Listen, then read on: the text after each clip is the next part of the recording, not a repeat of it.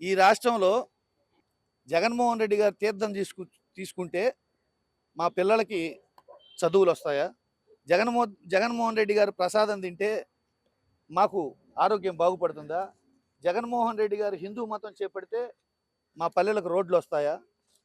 జగన్మోహన్ రెడ్డి గారు హిందూ అని చెబితే మాకేమన్నా మేలు చేస్తారా? మతంతో ఏంటి గురు? బుక్ లో కూడా జగన్ పేరు ఉందా లేదా అని చర్చ జరుగుతుంది. ఉంటే ఏంటి, లేకపోతే ఏంటి, ఎలా ఉంటుంది? అదే ఆల్రెడీ కొడాలి నాని గారు స్టేట్మెంట్ ఇచ్చారు. బాలకృష్ణ గారి డైలాగ్ని అనువదిస్తూ ఒక స్టేట్మెంట్ ఇచ్చారు. ఒకడు నాకు ఎదురుకొచ్చినా వాడికే రిస్క్, వాడికి నేను ఎదురెళ్ళినా వాడికే రిస్క్. రెడ్ బుక్లో జగన్మోహన్ రెడ్డి గారు లోకేష్ పెట్టినా వాళ్ళకే రిస్క్, పెట్టకపోయినా వాళ్ళకే రిస్క్.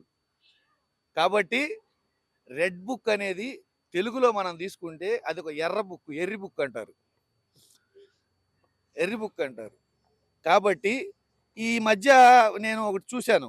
నాయక్ సినిమాలో కొడాలి పోసాని కృష్ణమురళి గారు ఆయన ఆస్తులు ఫోటోలు చూపిస్తుంటే ఇది మందే, ఇది మందే, ఇది మందే, ఇది మందే అన్నట్టు ఏ ఘోరవన్నా తీసుకో.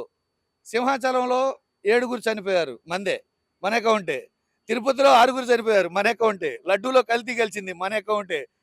శాసన మండలిలో మత గురించి మాట్లాడారు, మన అకౌంటే. క్రాకర్స్ పేలి 20 మంది చనిపోయారు, మన అకౌంటే.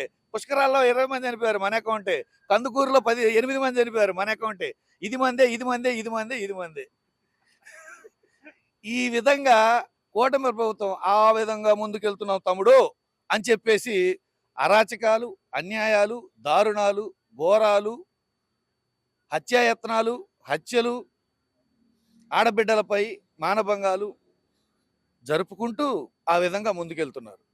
నేను ఒకటే చెప్తున్నాను, ఈ 2 ఏళ్ల కాలంలో ఒక్క పేదవాడికైనా మీరు మేలు చేసే పథకం ఒక్కటన్నా కొత్తది తెచ్చారా? ఒక్క కంపెనీ అన్నా ఓపెన్ చేశారా?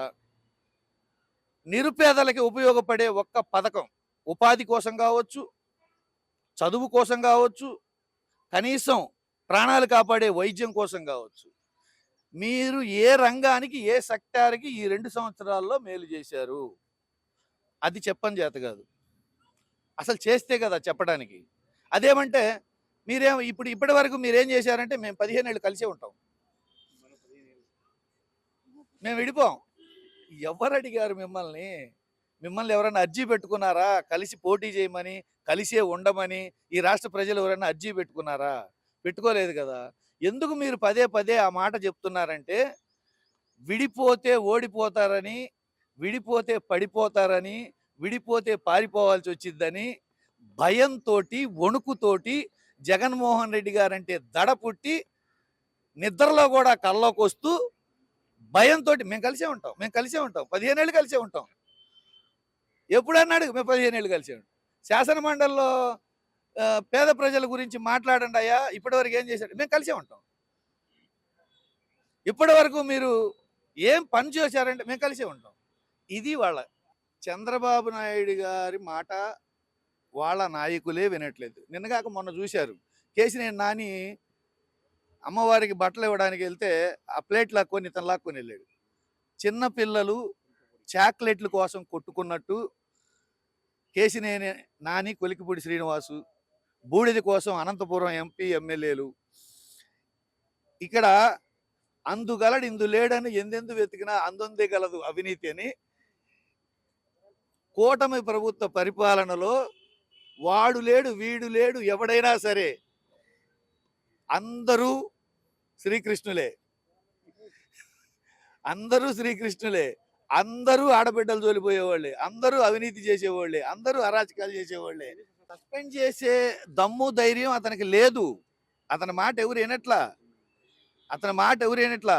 అందరికీ తేట తెల్లమైన విషయం ఏంటంటే, ఒక జబ్బు చేసిన మనిషి, లైక్ క్యాన్సర్ కావచ్చు, అది ఎయిడ్స్ కావచ్చు, ఇంకోటిగా జబ్బు చేసిన మనిషికి ఒక డాక్టరు అన్ని టెస్టులు చేసి డెత్ డేట్ ప్రకటిస్తాడు. అట్లనే కూటమి ప్రభుత్వానికి డెత్ డేట్ కన్ఫామ్ అయింది. రాబో ఎన్నికల షెడ్యూల్ విడుదల కాగానే డెత్ డేట్ చెప్పేశారు. రోజులు గడుస్తున్నాయి, టైం దగ్గర పడుతుంది. అందుకని చెప్పేసి రోజు రోజుకి వణుకు వస్తుంది. ఆల్రెడీ 2 ఏళ్ళు అయిపోయింది, ఆల్రెడీ 2 ఏళ్ళు అయిపోయింది. ఇంకా ఉంది 3 ఏళ్ల కాలమే. ఈ 3 ఏళ్ల కాలంలో ఎవడికి చిక్కింది వాడు లాక్కొని వెళ్ళిపోదాం. ఎవడికి తోచింది వాడు చేసేద్దాం. అవి ఆస్తులైనా కావచ్చు, ప్రజల మాన ప్రాణాలైనా కావచ్చు, ఆడబిడ్డల మానాలైనా కావచ్చు. ఎవడికి చిక్కినట్టు వాడు అరవ అరవ శ్రీధరు, బిఆర్ నాయుడు, ఇట్లా వాట్ నాట్ వన్ ఒకరు కాదు, ఎవరిని అన్న కదిలిచ్చు. ఇంతవరకు ఒక్కరి మీద కూడా చర్యలు తీసుకుంది లేదు. ఏ రోజైనా చెప్పు, చంద్రబాబు నాయుడు చాలా సీరియస్ అయ్యాడు, మరుసటి రోజు ఇంకోటి జరిగిద్ది. చంద్రబాబు నాయుడు ఇంక క్షమించేది లేదు, ఆ మరుసటి రోజు ఇంకోటి జరిగిద్ది. ఈ రాష్ట్రంలో జగన్మోహన్ రెడ్డి గారు తీర్థం తీసుకుంటే మా పిల్లలకి చదువులు వస్తాయా? జగన్మోహన్ రెడ్డి గారు ప్రసాదం తింటే మాకు ఆరోగ్యం బాగుపడుతుందా? జగన్మోహన్ రెడ్డి గారు హిందూ మతం చేపడితే మా పల్లెలకు రోడ్లు వస్తాయా? జగన్మోహన్ రెడ్డి గారు హిందూ అని చెబితే మాకేమన్నా మేలు చేస్తారా? మతంతో ఏంటి గురు, మతంతో ఏంటి? మానవత్వమే నా మతం అని చెప్పేసి స్ట్రైట్గా జగన్మోహన్ రెడ్డి గారు చెప్పారు. మీలాగా నేను హిందువుని అని చెప్పేసి ముస్లిం లాగా టోపీ పెట్టుకొని అక్కడికి పోయి ఒక మాట, క్రిస్టియన్ లాగా బైబిల్ పట్టుకొని పోయి ఇక్కడికి పోయి ఒక మాట ఎప్పుడు చెప్పలే. ఆయన స్ట్రైట్గా చెప్తున్నాడు, నాకు అందరూ సమానమే, నేను క్రిస్టియన్ బిలీవర్ అయినా నాకు అందరూ సమానమే, అన్ని మతాలను గౌరవిస్తాను అని. మీరు నటిస్తున్నారు. ఆయన స్ట్రైట్గా చెప్తున్నాడు. కాబట్టి ఇక్కడ నేను ఒకటే మాట చెప్తున్నాను క్లియర్గా, ముందు ఇంకా 3 ఏళ్ళే ఉంది మీకు, 3 ఏళ్ళు ఉంది, రోజులు గడిచిపోతున్నాయి. మీరు ఈ రాష్ట్రంలో నిలబడాలన్నా, ఈ రాష్ట్రంలోనే బతికి బట్ట కట్టాలన్నా, ఈ రాష్ట్రంలోనే పరువు మర్యాదలు కాపాడుకోవాలన్నా కనీసం ఈ 3 ఏళ్ళైనా మీ అరాచకాలు, అన్యాయాలు, అకృత్యాలు, ఈ బూతులు, తిట్ల దండకాలు, విమర్శలు ఆపేసి పని చేయండి.